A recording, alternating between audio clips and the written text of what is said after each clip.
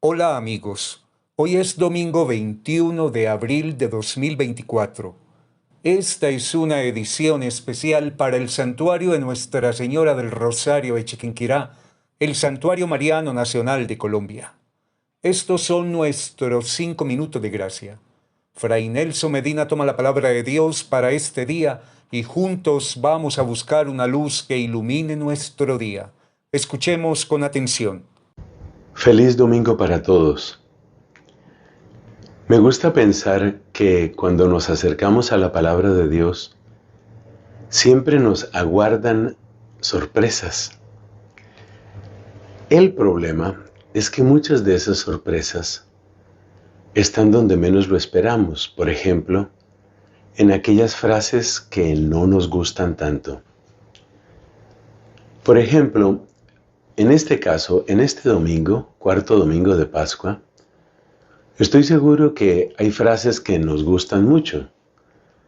Aquello de que Jesús es el buen pastor es algo muy grato de escuchar.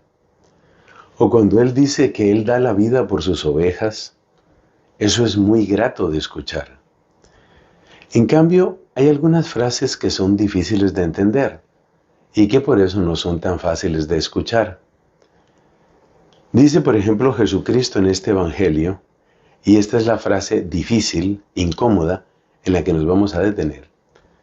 Dice Jesucristo: por eso me ama mi Padre, porque yo doy mi vida, o pongo mi vida, o expongo mi vida, y de nuevo la recupero. Todavía se puede traducir de otra manera: yo doy mi vida para después recuperarla.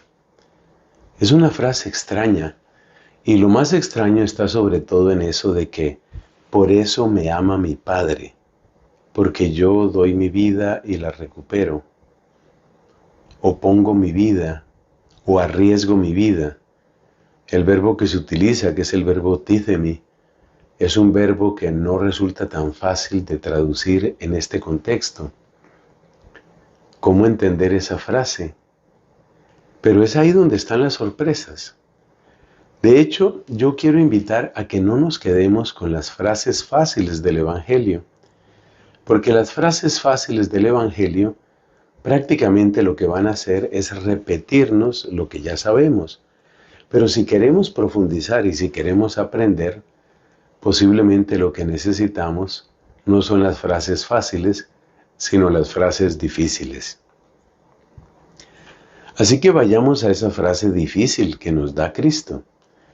La frase difícil es: por eso me ama mi Padre. Si nos vamos al original griego, no hay muchas dudas sobre la manera como empieza la frase. Dice diatuto ho pater agapame, es decir, por esta razón, por este motivo me ama mi Padre. Y de hecho es muy raro ese modo de hablar, porque nosotros creo que pensamos que no se necesita una razón para que el Padre ame al Hijo. Entonces, muy rápidamente uno siente como si estuviera entrando en una especie de bosque y es fácil perderse cuando llegamos a este texto. Pero en realidad las cosas tienen más sentido de lo que parece. ¿Por qué? A ver, dice Jesús: por eso me ama mi Padre, porque yo pongo mi vida, arriesgo mi vida, expongo mi vida, o doy mi vida, para recuperarla. Es decir, ¿se refiere Cristo a qué? Fundamentalmente se refiere a un mandato, a lo que el Padre le ha mandado. Y aquí empieza a esclarecerse, aquí empieza a aparecer una luz muy hermosa, muy interesante. ¿Sabes de qué nos está hablando? Nos está hablando de la relación entre el amor y la obediencia. Esta asociación, para quienes hayan leído con atención el Evangelio de Juan, esta asociación no es tan extraña. En efecto, en el mismo Evangelio de Juan, Mira la frase que por allá unos capítulos más adelante les dice a los discípulos el Señor. Les dice, el que me ama guardará mi palabra, y mi Padre lo amará, y vendremos a él y haremos morada en él. Y también en ese mismo contexto, que es el contexto de la última cena, dice Cristo, el que me ama, o sea, mi amigo, es el que obedece mi palabra.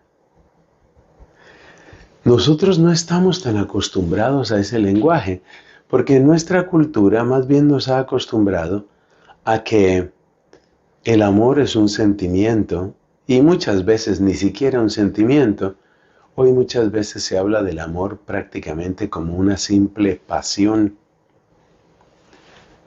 No, el amor es muchísimo más que eso.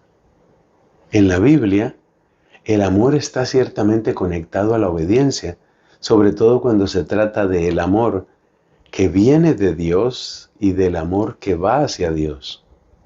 Es decir, que la manera fácil de engañarse uno en la vida cristiana es creer que uno ama a Dios cuando no lo obedece. Ese es un engaño, es una trampa. Y esa trampa no le gusta a Dios.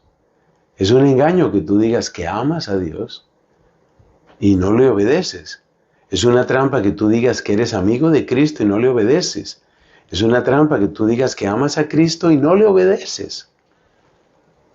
Porque resulta que el amor, este amor profundo, este amor divino, establece un puente de bondad. Y ese puente de bondad es el que nosotros recorremos precisamente a través de la obediencia.